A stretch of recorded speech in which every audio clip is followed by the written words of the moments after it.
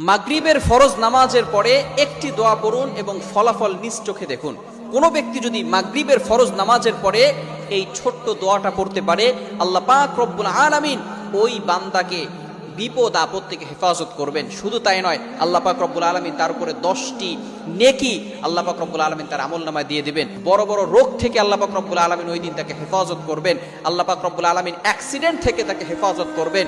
আপনাকে যদি ঘরের ভিতরে আগুন লেগে যায়, আগুন লাগা থেকে আল্লাহ পাক রব্বুল আলামিন আপনাকে হেফাজত করবেন, যদি খালি আপনি একটি আমল করতে পারেন। শুধু তাই নয়, আল্লাহ রাসূল সাল্লাল্লাহু আলাইহি ওয়াসাল্লাম বলে দিয়েছেন, সারা রাত ধরে ওই বান্দার জন্য ফেরেশতারা আল্লাহ তাআলার কাছে দোয়া করতে থাকবে।